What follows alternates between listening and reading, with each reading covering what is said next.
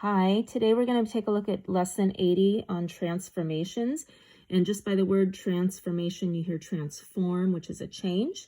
So the transformations that we'll be looking at, the movements are on the left. So to flip, like a mirror image, we call a reflection. To slide is a translation, and to turn a shape, we call that a rotation. The other thing we can do to shapes is called a dilation, just like eyes, like your pupil dilates, gets bigger and smaller.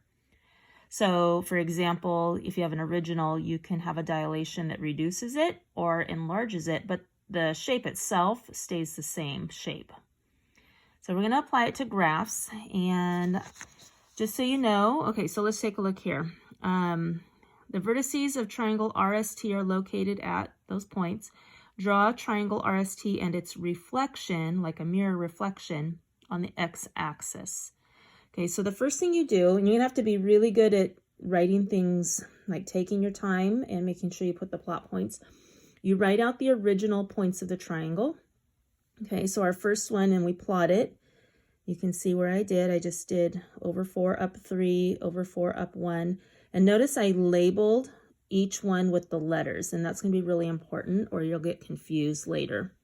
So its reflection is in the x-axis. Well, remember the x-axis goes this way, so the reflection would flip over the x-axis, which is what it did, okay?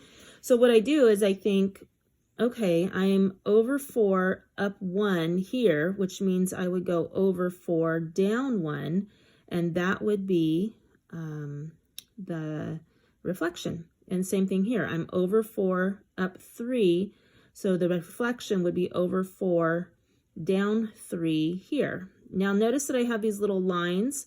Those are kind of, they call them prime. So like S prime, R prime, T prime. That tells us that that's the transformed shape or the new shape. And we make sure that as we do this, for example, R was over 4 up 3, so I knew it was over 4 down 3. I go ahead and I write that as I go. Otherwise, it can be kind of confusing. So this is where this particular process, you have to take your time, okay? All right, so I'm going to take a look at the next one. It says rectangle ABCD has the vertices at these points.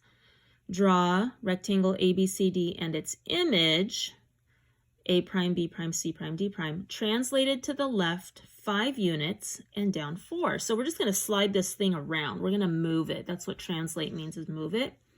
Okay, so I write the original. I just take a second to fill this out, and you will need to do this on your homeworks too.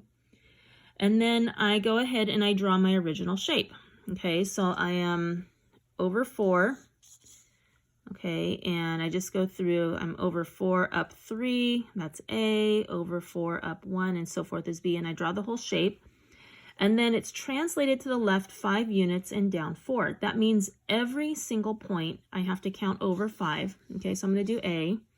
If I can get this. Okay, so from here I would go, it says to the left, 1, 2, 3, 4, 5, down 4, 1, 2, 3, 4. There's my A prime, and I plot it. Okay, B, 1, 2, 3, 4, 5, down 4, 1, 2, 3, 4, and so forth. D, 1, 2, 3, 4, 5, 1, 2, 3, 4. And I finish that whole thing and I draw in the shape, and I notice it's like I slid that shape to the left 5 and down 5. Okay, and I make sure I write my translated points to the side. Okay, so what I'm going to be looking for is your labeled shape in the correct position and the proper points as well. All right, this one says the coordinates of the vertices or the corners of triangle PQR are right there. We're going to draw triangle PQR and also draw its image, P prime, Q prime, R prime, after a counterclockwise, which would be going to the left, rotation of 90 degrees. Now I want you to think about what 90 degrees would look like. I'm going to put my pencil here. So if I were to have a shape and I rotated it 90 degrees, okay, so let's look at the tip of my pencil. If I go 90 degrees, it is going to fall over and go clunk, okay, like it fell on the table. So if I had it up and it fell 90 degrees to the floor, there's 90 degrees. So our shape is only going to move that far. Every point is only going to move that far. Okay, so it says also about the origin. So this is kind of interesting. We're going to look at our shape. Our origin is always at 0, 0. So what it means is if from 0, 0, if this point is 1, 1 away, when I rotate it over to the left, it's going to rotate around the origin. So it's kind of like this. So it's almost like I attached a string to it and I moved it over and plink, it landed right there and the whole shape then fell over. Okay, so that's kind of what it's saying is around the origin, versus if I were to do it around its original point, this would stay here and everything else would fall to the left 90 degrees, right? But that doesn't put it around the origin. So around the origin means it has to come around this area right here, the 0, 0. Okay, so I write my original, all right, and then this one makes your mind hurt a little bit. So here we go. If we know here's the origin at 1, 1, and I'm going to rotate it about the origin, I know I'm going to be at -1, -1. So there's R, -1, -1. And then I think about it, if I were to look at this and if I shifted Q 90 degrees, it would go from laying down to being straight up, right? This is 90 degrees right there.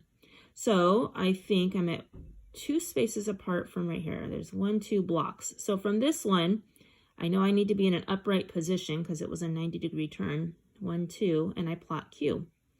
And then I look, how far apart is Q and P?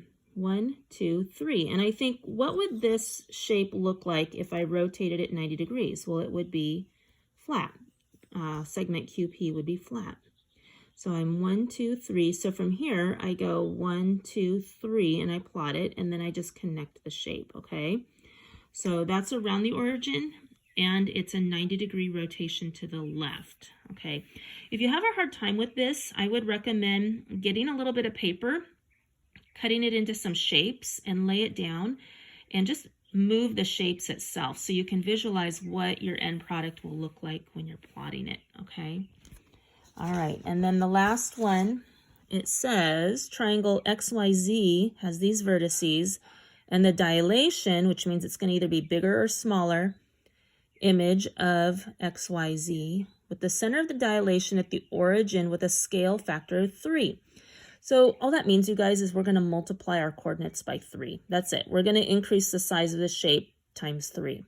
So instead of writing our coordinates down vertically like I was doing down this way, we're going to put them across because it'll be easier to multiply by 3. So I have my original, and then I come down here and I would go 1 times 3 is 3, 1 times 3 is 3, 2 times 3 is 6, and so forth. 1 times 3 is 3. And I figure out what my scale factor would put it at, okay? So for dilation, it's going to increase in size. So I plot my original shape, and there it is. It's just a tiny little triangle, okay? And then from there, I look at my increased coordinate, okay, would be 3, 3. So I go from the origin, I'm still going from the origin. That's what tells me dilation at the origin. 1, 2, 3, 1, 2, 3, and I label it and so forth. And then I do the next one, over 6, up 3, okay? So this would be different. If it had said with the center of dilation at point X, then I would have to go 1, 2, 3, 1, 2, 3. See how I would be, X would be way up here.